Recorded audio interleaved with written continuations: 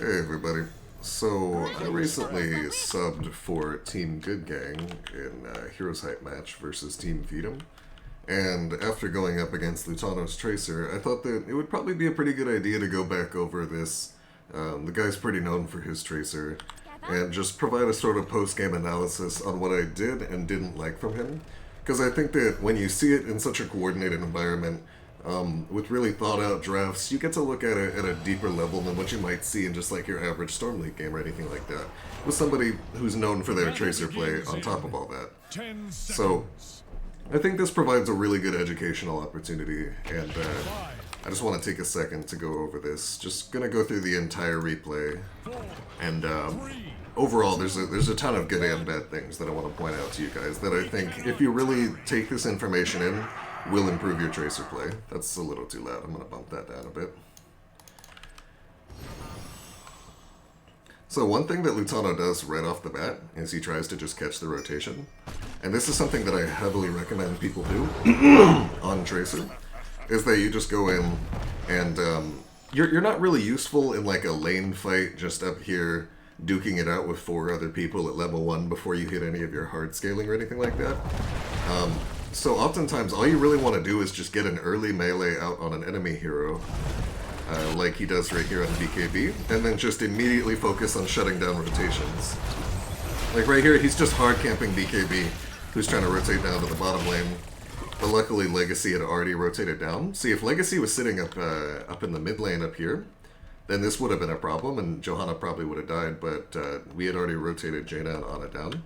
So if that hadn't specifically happened, and Team GG wasn't on the ball about knowing that the rotations would get camped, that was a very easy first blood on the Johanna right there. But even so, even with it not succeeding in getting the kill, they still end up perfectly fine. Like, there wasn't any risk to that play. And so now, they've got us stuck and we can't rotate back and forth. So now Johanna tries to lead the charge on the rotation. Can't really get anything done there. And they chase a little bit far and don't really accomplish anything. But it's whatever. Again, there's not really a downside to it. Lutano gets some free harass on me, and so now they've got these rotations, if you looked, completely locked down. Which is, again, like the big thing that Tracer tries to do in the early game. She's all about the rotational play. She's trying to shut off rotations between the group right here, and she's trying to gank the top laner. These are the 2 ways that Tracer actually exerts control, unless you have an extremely favorable lane matchup that you can hard bully. And even then, you're still playing a very heavy rotational game. So now here, she's just saying, nope, I'm not going to allow you to rotate at all. Although she does start to walk up here and kind of gives up that position, as does Anubarak, so Johanna's allowed to free rotate. But we have a Junkrat, as me, and I can just kind of poke it out and soak it rather safely, so it's not a huge problem. I do think that right here, Lutano sits a little too close to the minion wave. Yeah. Sorry. Watching old replays is actually crazy. It just cranks the sound up all the way. So anyway, here, Lutano trades with me a little bit, but I've got a support, so it doesn't really do anything. And now he's standing on the minion wave, so he takes a lot of unnecessary poke, like 3 Junkrat Qs. 3 Junkrat Qs and an auto attack, 2 auto attacks unnecessarily. Well, there wasn't really much reason to, and he could have just soaked it out. So now he's half health, he's got to get the mouth Q right there. Not a big problem. Just goes right back to that rotational game that we're mentioning, and then while they don't have anybody mid, they've got Blaze dropping down for the double soak, as he should. That's a good note about playing off lane with Tracers. A lot of times your wave clear is going to be a little lacking, especially if the wave clear carry can't rotate to mid or is preoccupied. It's really important that your offlaner is on the ball with when he times his rotations down. So, love this play right there from Kure to drop down for the mid soak. And so now mid's already cleared, and you know where the enemy team is. There's not really much point to rotating right there. He just goes ahead and gets some free damage on this bot turret instead of going back to the rotations. And so now that that's done, he sees that I'm super far out in mid lane right here, and that Blaze is on me, so he thinks that he can go for the kill. Luckily, Vespertine was on top of things and also helped to zone them out, and then I was able to just barely escape with that concussion mine, but this was a beautiful recognition of someone that was overextended on the map, and a good rotation on it. It just didn't end up working out, but it was still a great idea. Let's see. And so now, what he's going to do is, these guys are just going to cover soak in the lanes. They're not really a huge kill threat without the Malfurion, so the only place that he can really exert pressure on the map is in this top lane right here. So he's looking for the Thrall gank, but then Thrall just backs off super hard, and the wave is pushed up right here, so that there's no way that these two guys can 100-0 the Thrall right here, so it ends up not being a good idea. They recognize that. He harasses me for a bit. If I don't have my W there, he can look to burst combo me, but he sees that I have my my concussion mine to get out, and decides to just leave it alone. Lutano's going to finish up soaking this wave. Never mind, not for that one minion. And so then here, my trap is right here because I knew Lutano was in the mid lane, and I knew that he would rotate down and look for the flank on our backline. So I just did this as a sort of ward, as vision, because it gives us vision of this entire group right here, this entire hallway. But I don't think Lutano notices it in time, because he can see it on the way here, but he starts camping this, and this little lip right here prevents him from seeing the trap. So then he tries to rotate on us, gets hit by the trap, Thrall roots. Thrall tries to just follow it up with the root combo, which forces out his recall. He 100% had to right there, he was going to die. And this is really, really unfortunate because Tracer's entire aggression and defense is based around having her recall cooldown up. So for the rest of this fight, you'll notice that Lutano is not really able to exert any pressure despite having Pulse Bomb up and available. And that they're getting zoned out by like a single Johanna, they're out of blink charges. And now he really, really wants to actually like put some pressure on us, but he's forced to just kind of stand on the outskirts. But it doesn't make a big difference for their team anyway. Like, he's not able to exert kill pressure or backline pressure this fight, but the rest of his team is just hard clearing the objective so hard that it doesn't really matter.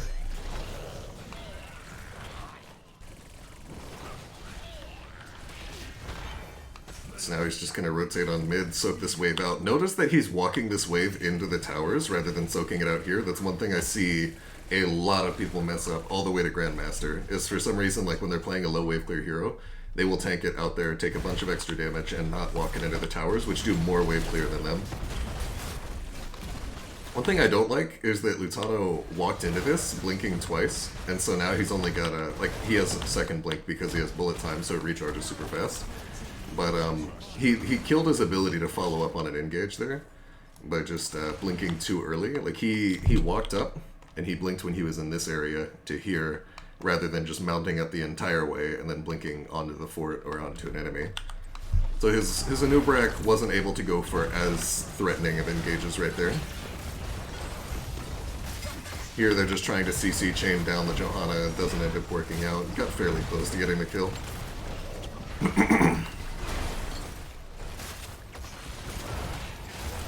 He's sticking around for the tower.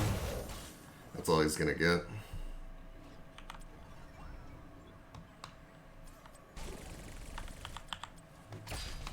So now Lutano's just here clearing mid. If I had it my way, I'd probably swap where the Gul'dan and the Tracer are here. I think it's much more efficient to have the Gul'dan on the wave, but you don't always get the exact configurations you want. And it ends up not really making a huge, huge difference. It's just they would be on this camp with all four a lot sooner if it was the other way around. So here, after Lutano's done with this mid wave, he notices that Vespertine is going to back off right here and rotate back up to top lane, and that Junkrat right there is going to come catch this mid soak. So he goes for the hyper aggro play right here to try to get on Vespertine, who's got pretty good awareness of the Blaze gank coming in.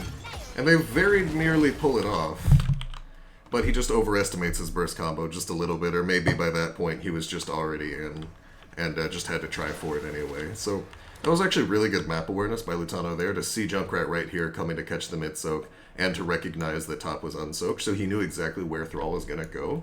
And again, if you're looking to play the rotational game, that's what you need to exploit from enemy players. You need to think, where are they going to go and how can I mess with that? Because I'm not going to beat them out in an open fight the majority of the time.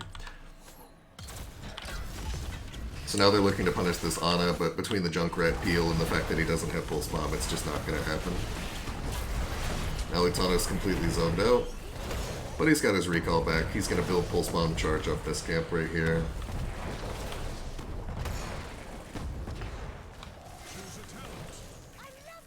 They have 10 advantage. He's just going to soak out bot wave. It's a big wave, but he's not trying to show on the map as he's doing it. And so now Johanna just insta-cleared this wave, and it's a Johanna, so they weren't really a credible gank threat on her. And this wave is too pushed up to be a kill threat alone. Like, if somebody's pushed up to here, Tracer can solo kill them. But with two people right here this far pushed in, there's not going to be a kill mid. With a Johanna that insta-cleared the wave and then ran away, there's not going to be a kill bottom. Whereas this wave is actually about to push in. So he recognizes that here there's a chance to go for the kill on the Thrall. And notice that he's specifically staying out of vision, even behind this wall. Like, he's not sitting here where the Thrall is, because then the Thrall can see him if he pokes his head in here and has a lot more time to escape. Instead, he's all the way in this bush, which I love. I think it's a great idea. All the way in this bush on the mount. So now, he's just trying to burst down Vespertine, but our team ends up being here. And so the kill does not materialize, but it was a fantastic idea. It's just we happen to be there as well, so the kill doesn't pan out.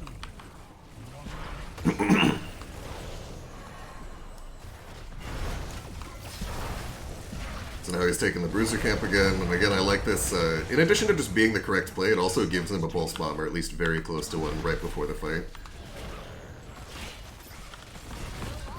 And then this is where I started to dislike how Lutano played out these fights.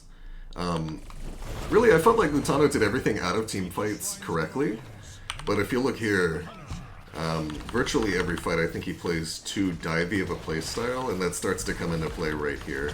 Where this is an Ana at full health, and he blinks into tower range when he could have blinked out this way. He blinks into tower range and pulse bomb melees, and only gets Ana down to about 30%. But the thing is, all of Tracer's pressure is dependent on her having blinks, recall, and pulse bomb, and really melee helps you burst down a target. Lutano blew all his cooldowns to not achieve anything on the Ana. And so now, if you look in this fight, I'm going to take off his vision so you can see what's happening. Now Legacy feels empowered to step up. And he can't really do anything to stop it. He has no recall. So if he tries to blink forward onto Legacy, I could just turn this Riptire and just insta-kill him. There's not really any pressure he can put out. I'm not even super afraid of Lutano right here because I know he has no buttons and I start auto-attack trading back into him. He's forced to run away. He has no regrowth on him. But there is a one-for-one trade elsewhere in the team fight. Overall, I think this fight should have been played much more of a whittle playstyle where you lower the enemy team's health and then you burst someone down that you can actually kill. Because this one thing I see from a lot of Tracers is they just try to throw all their cooldowns on somebody in the backline, regardless of if it's actually going to get a kill or not. And then now all their CDs are down and they accomplish effectively nothing for the rest of the fight. Because, like, as you saw there, he went on the Ana and didn't kill her, didn't even really manage to scare her into backing up too far and zoning her away from her teammates who she needed to heal. And then himself was zoned out by virtue of not having any CDs. Whereas if he was up here whittling somebody down, or even just stayed on the Ana longer before blowing his entire cooldowns, like all of them at the same time, on a full health target, then it would have been much more effective.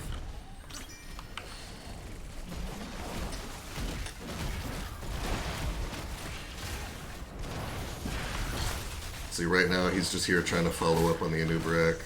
Notice how he's staying on the side. This is one thing that I always tell Tracer players. Is that, like, look at where, like, the group of players is and just stand on the side.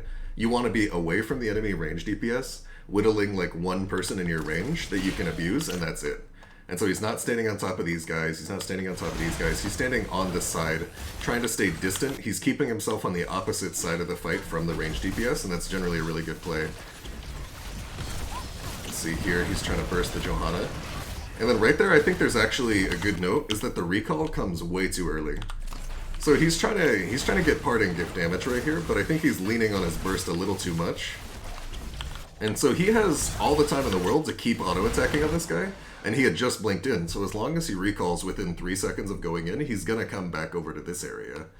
But instead he kind of pops the parting gift recall super early, and they end up just barely getting that kill. Or not barely, like I think Ana would have had another heal right after, and so I think that was cutting it quite close.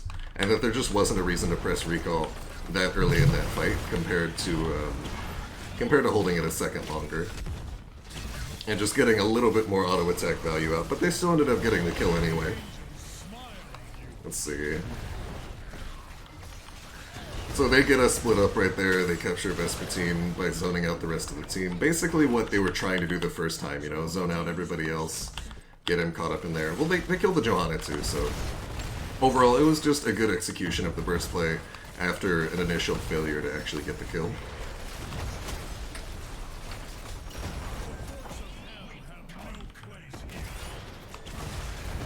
So now notice how the sidewall is the first thing to die. This is something, here I'm going to move this. This is something that you should be doing a lot in Infernal Shrines, but especially with Tracer and Anubarak, who are really looking to dive off of the Punisher's jump. So this sidewall should be the first thing to die. It's super squishy, dies very fast, and gives you a pathway to follow the Punisher before taking too long. Because this gate right here, it has too much health. You're not gonna pull off killing the gate in time, but you are gonna pull off killing the sidewall a lot of times in order to help you follow up on this. So now notice we get the jump into the Horrify from Gul'dan, into the burst combo on the Jaina. That's literally exactly why they killed the sidewall, and it worked like a dream.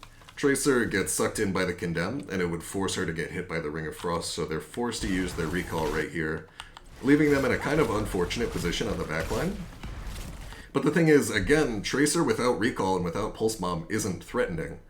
And I think Lutano tries to get this solo kill on the Ana, but this isn't going to work out until at least level 16, where your single target damage is really big. I think this is...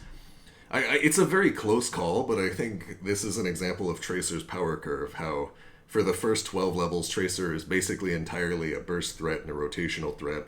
After 13, she's a team sustained DPS threat, and after 16, she's an insane DPS threat that also has way more individual single target damage as well, and that 16 single target damage from Locked and Loaded hasn't kicked in yet. So he's here desperately trying to kill the Ana, but he realizes that he doesn't outtrade her auto-attacking plus me, when he should have backed out basically as soon as that recall forced him into this position and just started running straight away, rather than trying to trade it out. Because at best, that was a 1-for-1 kill situation. He wasn't going to escape after getting the kill. If he stuck around long enough to get the kill on Ana, he was going to die. So at best, he breaks even. At worst, he dies for free. So I was not a big fan of that play right there, and I was able to punish it with the Ana.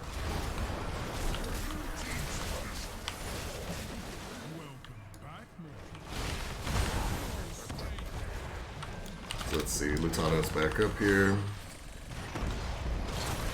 Just trying to follow up on the super low health Johanna. Makes a ton of sense. Get the kill. Doesn't need to blow recall, so he doesn't press it.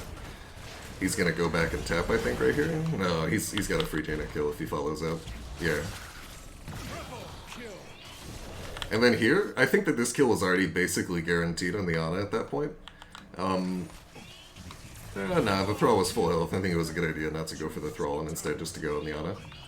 So that was a good team fight overall right there. He recognized the Johanna caught in an awkward spot and followed up on that well.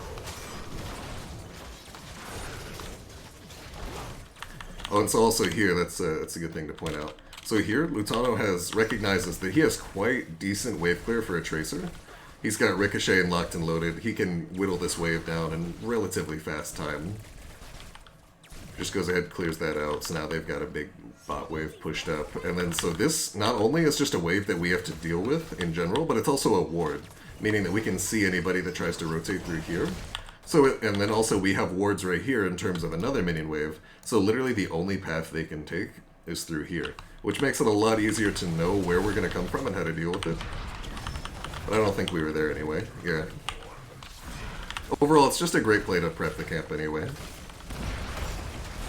So now they get this free mid fort right here.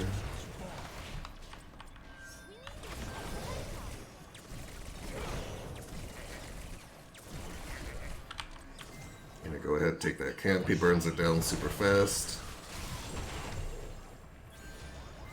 They're not going to bother contesting that camp right here when we took it because they're missing Gul'dan and Blaze, so good call not to fight for it. They can just free clear it out after. They get more map pressure in general anyway with this camp up here. Really, they want to play it slow at this point. They've got more map pressure, they've got catapults and lanes from the forts being down, they've got a camp in top lane. So they're playing it slow. Again, Lutano goes for a burst kill here that I don't think was a super good idea. It's a Johanna that's at nearly full health.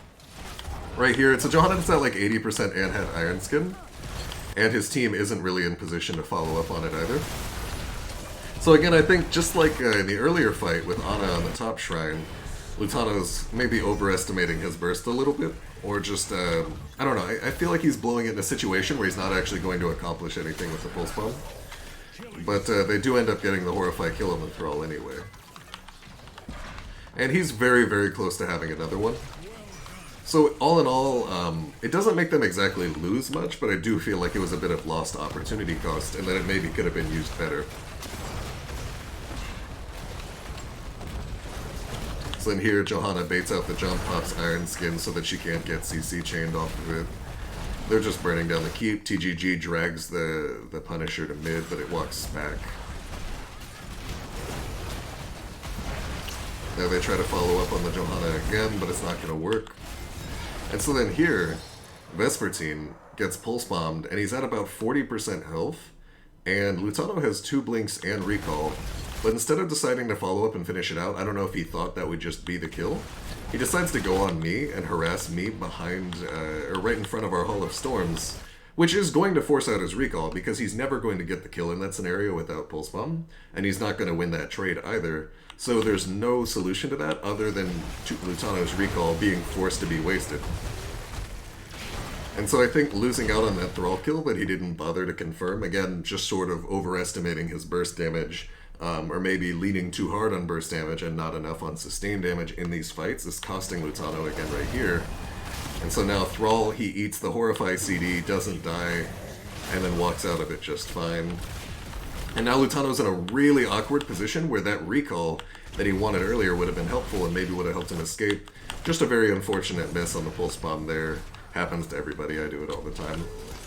But overall, I think just those two things of sort of overestimating his burst on the Thrall, not looking to actually confirm the kill, and sort of taking a trade that's doomed to fail because of a lack of CDs and me being right next to the Hall of Storm, actually sort of cut this push early, and I think that if that was played correctly, there's a very good chance that the game just ends right there.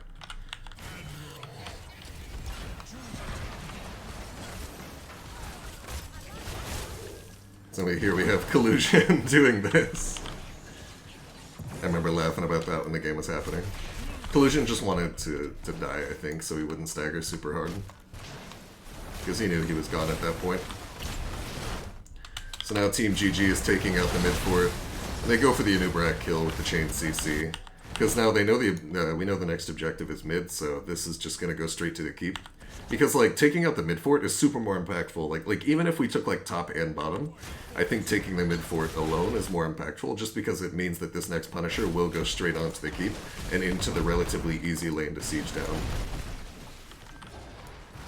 We go ahead, we take all the camps while they don't, while they lack the ability to respond to it, just takes everything off the map. So in here, let's go back to Lutano here.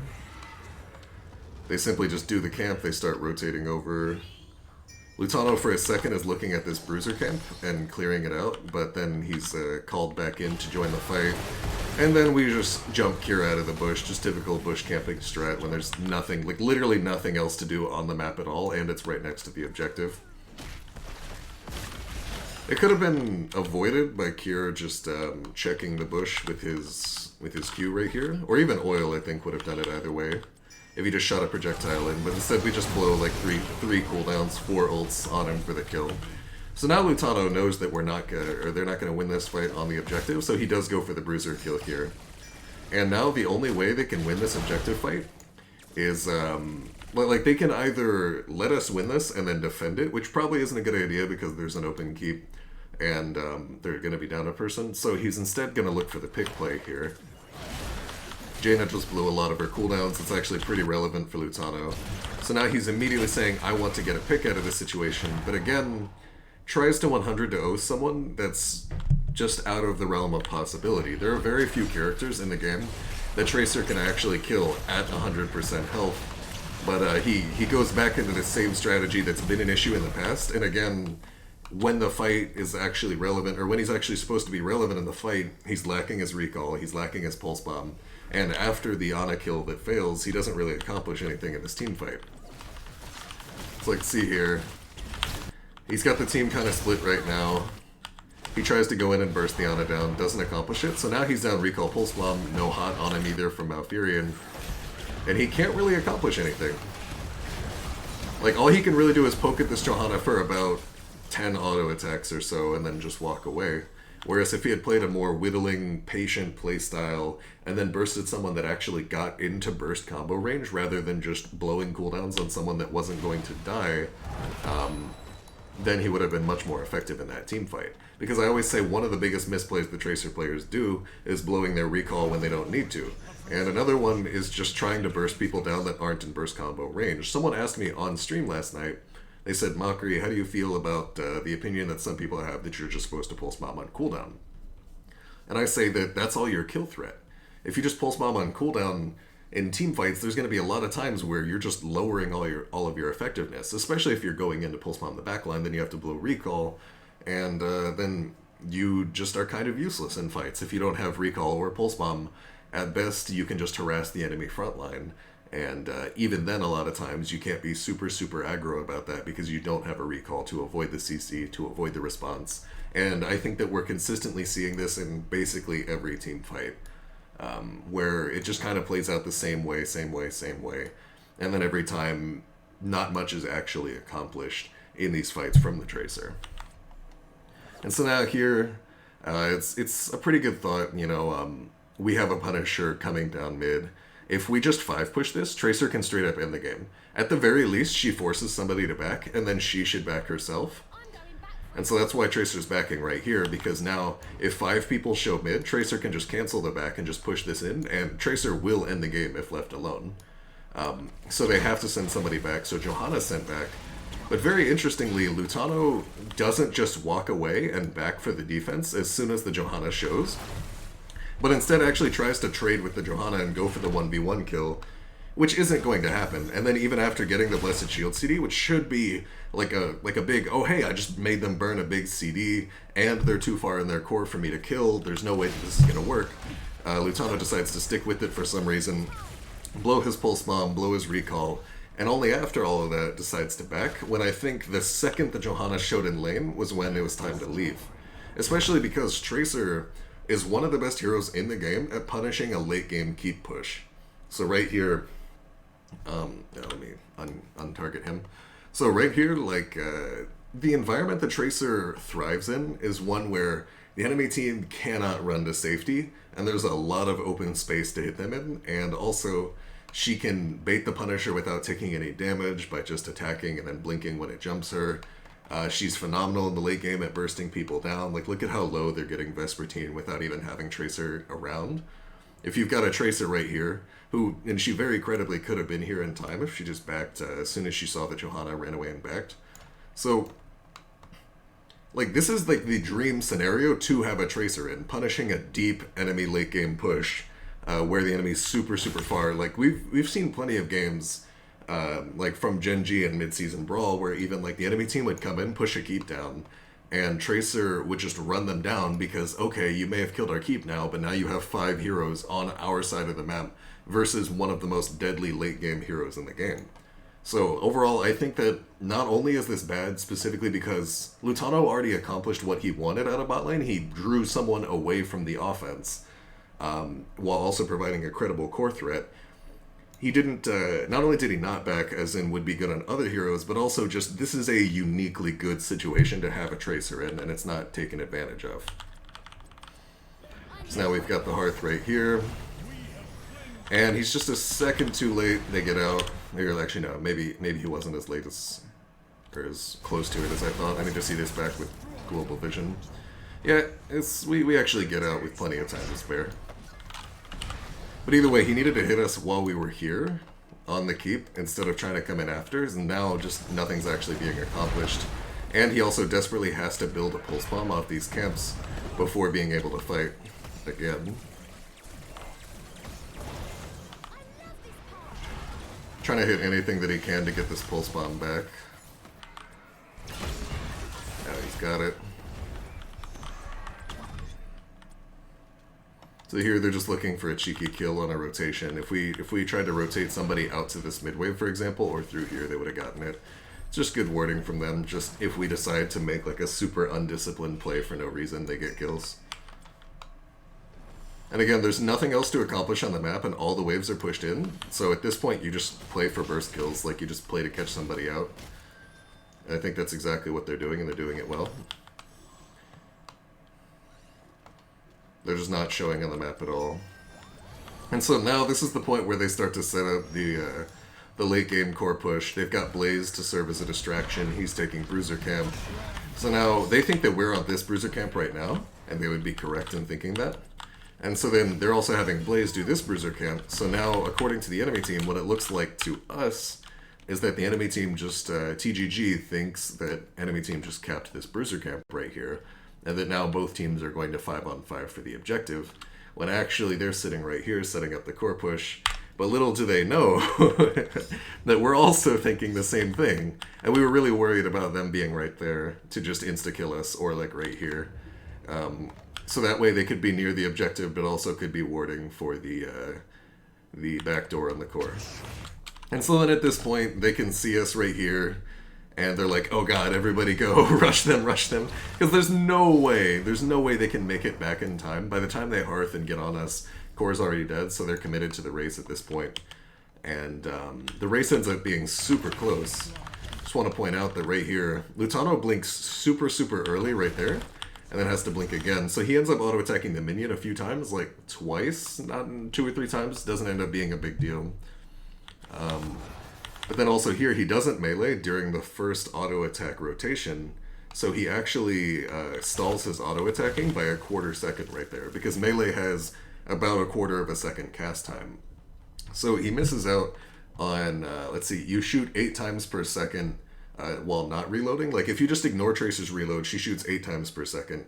And so this cost him that time. So Tracer at this point is dealing 90 damage per auto attack. And let me see here. He misses out on a 1/4 second of DPS right there.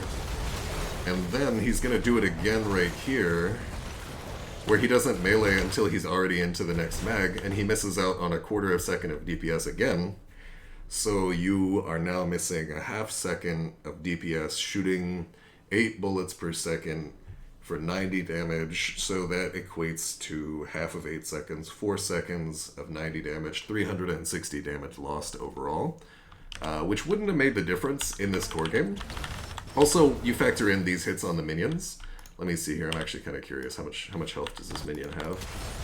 That minion's missing about 400 health, and I think he was the only person to hit it, right? Let's go back and watch this from his perspective. Again, this wouldn't have made a difference, but in terms of just trying to optimize core pressure, Lutano actually did miss out on a very significant amount of damage here. Yeah, it was like 1 or 2 auto attacks, actually. I think 2 auto attacks. So Lutano probably missed out on about 180 damage from the minion hits, and 360 damage from improperly timed melees. So you're looking at a difference of about 540 damage, 180 plus 360. And so you look at this core, and while it wouldn't have made the difference because core is at 2732, that's a very significant amount of damage to be missing out on. And that's something that you should be thinking about as you do your core rushes on Tracer. Just how am I optimizing my damage output? Am I slowing myself down? That kind of thing. And anybody who watches my stream knows that this last thing I'm going to mention is something I've said 1,000,000 times, but it's actually super relevant for core situations like this. Tracer's Pulse Bomb is the only ability in the game capable of dealing percentage damage to structures, and you can actually see that come into play right here, where Lutano gets a lot of extra damage on the core because of it. So he throws the Pulse Bomb on the ground right there. For anybody who doesn't know, Pulse Bomb does not stick to structures at all. So it'll just pass right through them. It'll literally act like they don't exist. But if someone stands on top of the Pulse Bomb, like specifically the bomb part, not the AoE explosion, the big circle right here, but specifically this little bomb part right here, they will take the full damage and they'll be counted as the primary target. Because Pulse Bomb, as you see here, it deals 1377 damage to the primary target, and half of that to everyone else in the AoE. And so the primary target also takes an additional 7% of their health from Quantum Spike. So if you put it under a building and the building is touching this little center right here, it'll actually take full damage from the Pulse Bomb. So when we see this Pulse Bomb go off right here, you get the 1377 right there from the base pulse bomb damage, and then an additional 631 from the quantum spike. So that actually is a very significant amount of damage. Just like we talked about how missing out on 540 damage is a really big deal when you're trying to core race, getting that extra 631 is also a big deal. So make sure that you're dropping your pulse bombs on the core, and that you're doing it in such a way that the middle is guaranteed touching the core for that extra bit of core damage, and it might make the difference. Again, didn't make the difference this game, but these are very important considerations to have for the future. Overall, it ends up being an incredibly close core race, and just a ridiculously close game overall, and I had a lot of fun. But I do think there was a lot that could have been done better, and I think that if there was more play for the sustained damage advantages that Tracer has, rather than just sort of trying to insta-burst at the very start of every single fight, I definitely think that this game could have been a solid quick win for Team Feedem. So just to look back at the stats, I'm actually just kind of curious for myself here before we close off. Yep, nope, this is kind of exactly the stat line you expect to see. And this advantage could have been even larger, I feel like, because again, if you look at all the team fights, there's no real effect after the initial burst. Lutano just gets zoned out, and that's that. So this could have been an even larger disparity than it already was. Overall, though, I gotta say, a ton of good stuff to talk about in this video. Like I said, control the rotations in the early game. Just camp bushes when there's nothing else to do because you're fantastic at catching people out in the open. You can abuse people that are deep on your map. You're fantastic on the core defense. You want to take out those sidewalls. You want to chase people down when they're pushing super deep. You get pulse bomb percent damage on structures. You want to, when you're specifically core racing, you want to weave melee into your reload. In fights, you don't try to 100 to O people. You try to whittle people into burst combo range and then burst them down.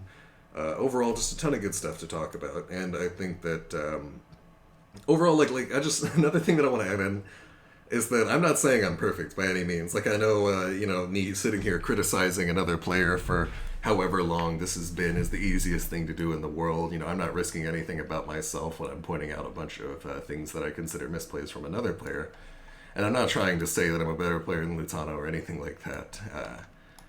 Reddit, don't come at me, please. But overall, I think that this game in particular provided both a ton of good and bad. That really exemplifies how a properly drafted Tracer game has such an infinitely high skill cap that can really be abused, because this team is fantastic, and even with what I consider a lot of mistakes, it was still an incredibly close game. So overall, just a ton to think about, and I hope this video helps you out with your Tracer play. Thanks for watching, everybody.